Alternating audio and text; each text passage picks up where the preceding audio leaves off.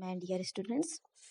Now I'm going to explain left topic of chapter 23 and the topic is constitutional provisions यानी कि हमारी constitution में क्या क्या चीजें हैं, किस किस चीजों को इन्वॉल्व किया गया है. Okay, there are provisions in our constitution against discrimination and equality यानी कि इनइक्वालिटी और डिस्क्रिमिनेशन को लेके हमारे कॉन्स्टिट्यूशन में बहुत सारे प्रोविजंस दिए गए हैं. These are facilitated by fundamental rights, directive principles of state policy and the fundamental duties.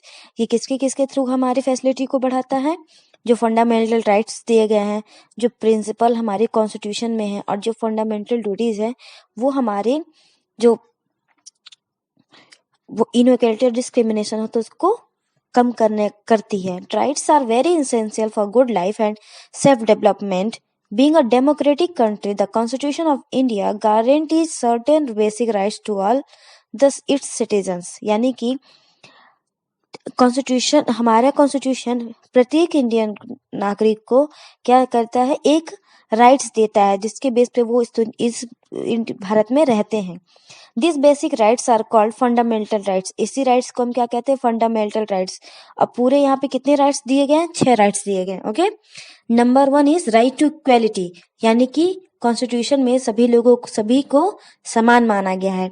Right to freedom of speech and expression यानी कि हम अपने मन की बातों को बिना किसी बर्डन के, बिना किसी बाउंडेशन के बोल सकते हैं. राइट अगेंस्ट एक्सप्लोनेशन और हमें मतलब अगर हमारे अधिकारों का हनन हो रहा है तो हम उसका विरोध कर सकते हैं.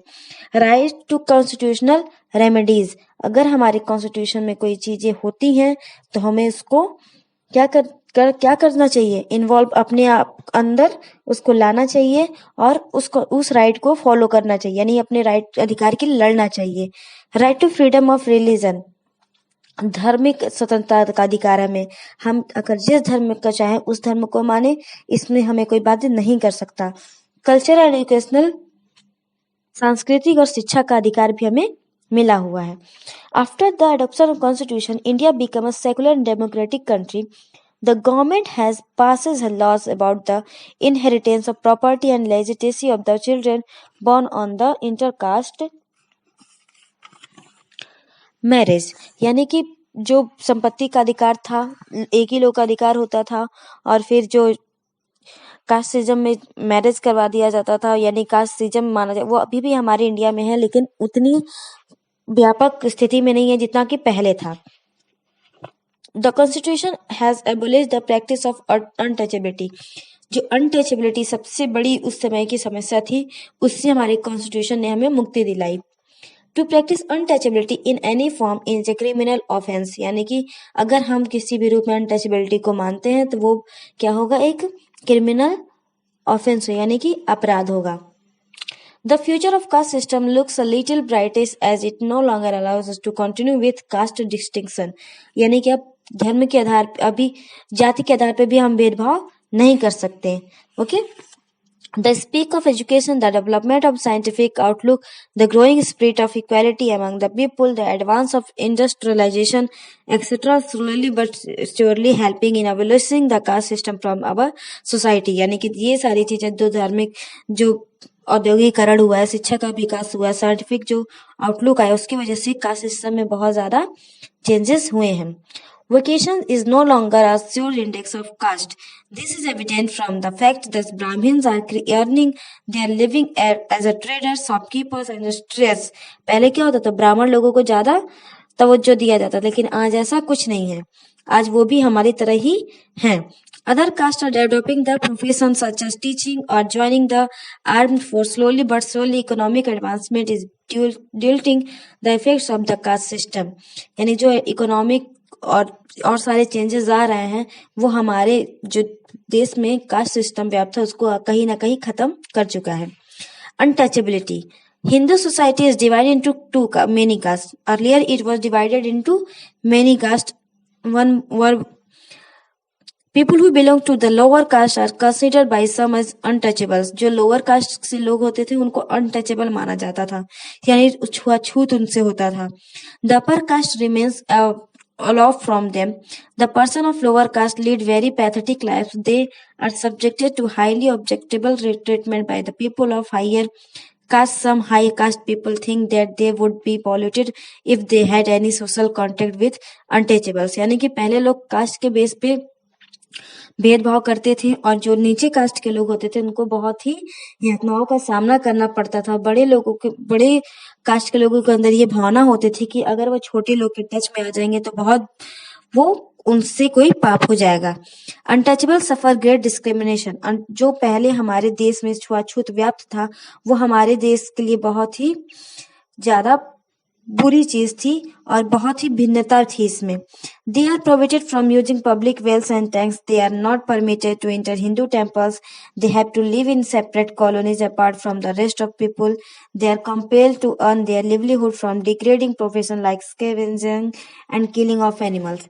यानी उन लोगों को सार्वजनिक जगहों से पानी पीने का अधिकार नहीं था, मंदिरों में जाने का अधिकार नहीं था।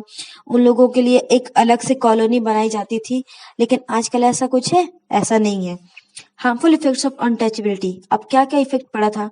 Untouchability is a great curse. In the first, it has made the lives of untouchables miserable. They cannot progress in any sphere of life. Secondly, untouchability has created bitterness between the untouchables and the upper caste. Thirdly, colonial power tried to use the grievances of the scheduled caste to divide the Indian people for their own gain. Thus, they reject the growth of national feelings among them. यानी untouchability का ये होता कि वो हमारे लिए एक बहुत बड़ा श्राप था और लोगों को मतलब वो एक दूसरे से हीन भावना रखते थे। अनटच जो अपर कास्ट के लोग होते छोटे कास्ट के लोगों से, जो छोटे कास्ट के लोग होते वो बड़े कास्ट के लोगों से, और उनको मतलब अब वो कभी आगे नहीं बढ़ पाते थे। उनको इतना दबा के रखा जाता था कि छोटे कास्ट के लोग कभी बाहर नहीं आ पाते थे और उसी का यूज जो शेड्यूल कास्ट का चीजों का यूज जो कॉलोनियल पावर्स थे वो अपने फायदे के लिए करते थे। Laws to abolish untouchability. अब उस अनटचेबिलिटी को खत्म करने के लिए क्या क्या लॉज बनाए गए? The constitution of India empowers the government to make laws for completely abolishing untouchability. It grants the right to equality to all citizens of the country. The government has made laws to abolish untouchability in any form. यानी कि जब हमारा constitution बना तो उसमें एक चीजें ध्यान में रखें कि इन अनटचेबल लोगों को किसी न किसी तरीके से ऊपर लाया जाए और इसको समाप्त करने के लिए एक्ट भी बनाया गया। By an act of 1955, untouchability has been declared a criminal offence. It is a punishable offence with a sentence of 1 year and a fine ranging from ₹1,000 to 5,000 or more. यानी कि 1955 में एक एक्ट बनाया गया जिसमें अगर कोई छुआछूत को मानता है तो वो उसको जेल हो सकती है और उसको 1,000 से लेके 5,000 तक क्या करना होता था? जुर्माना भी देना होता था। The government has appointed a special officer known as the Commissioner for Scheduled Caste and Scheduled Tribes to regulate their untouchability.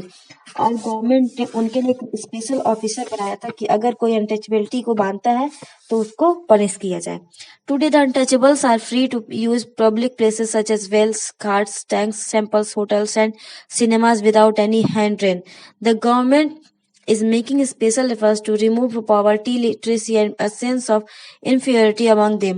Seats have been reserved for them in government services, panchayat, municipal committees, state assembly, and parliament. They are given special concessions and facilities for educational in school and colleges. They are given stipends. They are given books free of cost. Every state has established a scheduled caste welfare department to safeguard and interest the scheduled caste and scheduled tribe. यानी कि उन लोगों को ऊपर उठाने के लिए उनको अब हमारे समाज में ये मैक्सिमम खत्म ही हो गया है क्योंकि अब कोई पता नहीं चलता कि कौन किस कास्ट का है, कोई ब्राह्मण हो या फिर कोई क्षुद्र हो। सब एक साथ बैठते, एक साथ खाते, एक साथ रहते, एक जगह काम करते हैं और उनको कई सारी जगहों पे रिजर्वेशन भी दिया गया है। Impact of modern way of life on untouchability. यानी कि जो आजकल की हमारी लाइफ स्टाइल है उसका अनटचेबिलिटी पे क्या इफेक्ट पड़ा है? The modern way of life has also contributed significantly in eradicating untouchability. The growth of modern industries, railways, buses, and other means of transport has brought people belonging to different castes closer to one another. The growth of cities and towns has also made the people of all castes to live together and develop closer social contacts. Development of trade and commerce and large-scale industries has opened the door of economic progress to people of all classes. In the past, there was no close connection between caste and occupation. But the situation has changed today. In the modern industry race, profit is the main motive. So the person can do any job according to the profit. यानी पहले जो untouchability थी वो अब तक लगभग खत्म हो चुकी है. रेलवेज इंडस्ट्रीज और जो व्हीकल्स की जो चीजें बढ़ी हैं उससे भी लोग एक दूसरे के संपर्क में आते हैं. अब यहाँ पे जॉब में सारे बड़े कास्ट के लोग छोटे कास्ट के लोग एक साथ काम करते हैं. यानी आज बस क्या है, हम अपने जॉब प्रॉफिट के हिसाब से करते ना कि अपने कास्ट के हिसाब से. Okay, what can we do to remove untouchability? Due to the sincere efforts to the government, the evil of untouchability has reduced but not removed totally. More steps should be taken to improve the economic condition of the untouchables. People should be made aware of the evils of untouchability through mass media, such as journals, television programs, cinema, theaters, speeches, and intercaste marriage should be encouraged. लेकिन ये अभी तक खत्म तो पूरी तरीके से खत्म नहीं हुआ अनटचेबिलिटी. हमें इन लोगों की कंडीशन को सुधारने के लिए अभी भी आगे काम करना है. Striving for equality. The parallel movement was started during freedom movement for both independence from foreign rule and abolition of social evils like casteism, untouchability, discrimination and social reformers discrimination. यानी कि इंडिपेंडेंस के साथ साथ हमारे समाज में जो बुराइयां पहले थी उससे भी हमें फाइट करना पड़ा. Social reformers like Raja Ram Mohan Roy, Ishwar Chandra Vidyasagar, Dayanand Saraswati, Mahatma Gandhi, Bhimrao Ambedkar and others organized movement against all forms of social evils and discrimination. यानी इन लोगों ने हमारे समाज में जो बुराइयां पहले थी उससे भी हमें आजाद करवाया. As a result many Dalits organize themselves to gain entry into temples. Women raised their voice against general-based discrimination in the economic field. Peasant movement were organized to get them released from grasps of money lenders or to get loans from bank waived. यानी कि जो child marriage और सारी बुराइयां थी उसको खत्म करने का इन लोगों ने काम किया. Soon after independence, the evil of untouchability was declared illegal. The founding fathers of Constitution were aware of the evil effects such as social ills. Dr. Bhimrao Ambedkar, a leading figure in the making of India's Constitution, और जो leading figure थे हमारे सामने भीमराव अम्बेडकर, वो खुद एक दलित समाज से ताल्लुक रखते थे और उन्होंने ही इसे खत्म करने पर ज्यादा जोर दिया.